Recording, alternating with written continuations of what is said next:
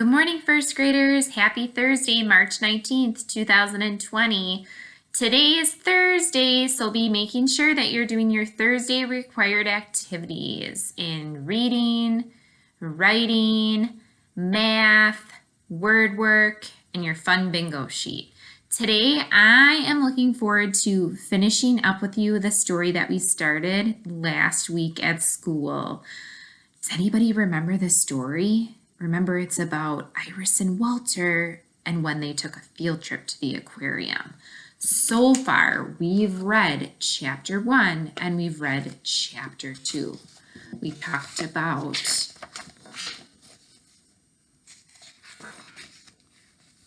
the aquarium. We talked about the bus ride. And we even started to read the chapter about where Walter was. Some of you were not here, so we're going to start off with where's Walter. And then we're going to be making a prediction of what might happen next. So you can see where's Walter is chapter 3. And then we're going to end off with reading chapter 4, the rescue.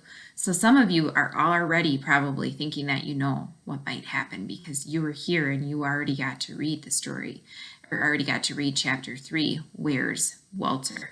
So we're going to get started on that page, which is on page 21.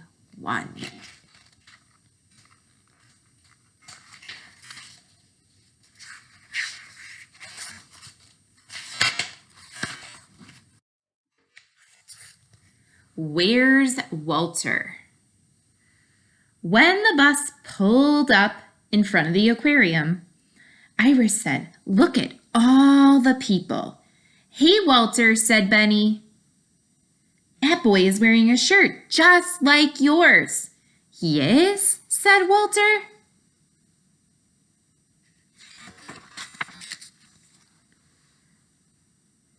"Now, children, it's very crowded here, so keep your eyes on me," said Miss Cherry. The children walked down a dark hallway. Everywhere they looked, there were fish. "Ooh," they whispered.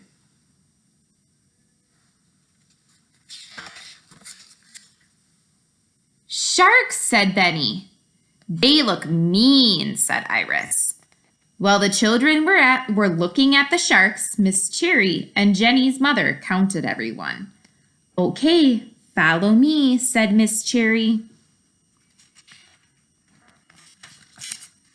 They came to the coral reef. "Wow," said Iris and Benny. Walter could not say a word. He watched the angelfish swim and shimmer, the hermit crab scurry, and the seagrass sway. Walter had never seen anything so wonderful as the coral reef. Look at Walter. He's so amazed looking at all of the fish in the coral reef. "Are we going to see penguins soon?" asked Iris. "That's our next stop," said Miss Cherry, and she counted everyone again. "Off we go," said Miss Cherry. They walked past the starfish. They walked past the seahorses. "Oh, look, there are the penguins," said Iris, taking Walter's hand. "Don't you think they are cute, Walter?" But Walter didn't answer. Iris turned around. She saw a boy. "You're not Walter," said Iris. "I'm Nick," said the boy. "Where's my class?" he asked. Iris looked all around. There were crowds of children. She could not see Walter anywhere. "There you are, Nick," shouted a woman. "I've been looking all over for you." Nick grabbed his teacher's hand and held on tight. So if that's Nick, where's Walter? Right now, I want you to take a prediction. What might happen? Do you think Walter might be lost? I think you might be right. Let's keep reading. Iris ran to Miss Cherry. "Miss Cherry, I can't find Walter," she said. "Where's Walter? Walter's lost," asked Jenny. "I can't find him anywhere," said Iris. She looks a little worried. Okay. Chapter 4, the rescue. That's telling me that I think something else might happen in this story. What do you think might happen? The rescue. I think that might mean that they are going to be starting to look for Walter and maybe find Walter. Let's see.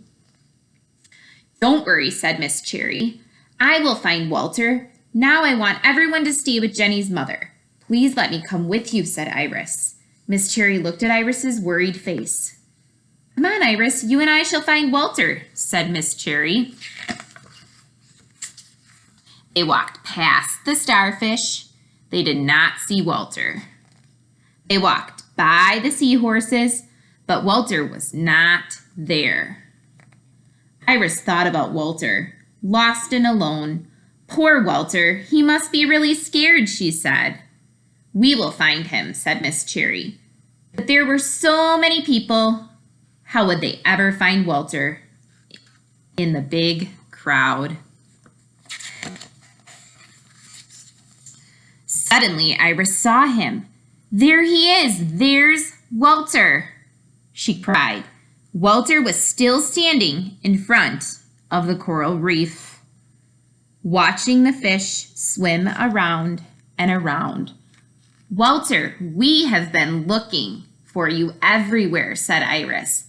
Huh, said Walter. I was so worried, said Iris. Why? Asked Walter. Because you were lost, said Iris. I was? He asked. Oh my goodness, Walter did not even know that he was lost because he was looking at the coral reef the whole time when the rest of the class was getting ready to head towards the penguins. Iris and Miss Cherry gave Walter a big hug. I'm very happy to see you, Walter, said Miss Cherry. And now I think it's a good time to have our picnic, don't you? Outside, the sun was shining. Iris and Walter played tag with their friends. They sat under a tree and shared their lunches. Time to go, said Miss Cherry. When the bus pulled up in front of the school, Grandpa was waiting. How was the field trip? He asked. It was fabulous, said Walter. We saw angelfish and hermit crabs, and Walter got lost, said Iris. Oh no, said Grandpa. But I didn't know that I was lost, said Walter. And I found him, said Iris. Then Iris and Walter told Grandpa the whole story, all the way home. The end. So now you can see that when we're done reading our story, we think back and we think, was our prediction right? Yep, we were right that Walter did get lost. Then we stopped and we thought about it. We read the rest of the story, and then we knew that Walter got found in the end. So that's what good readers do. They make predictions when they read. I hope that today when you're reading, you can think about making a prediction in your story. Have a great Thursday. Bye, guys.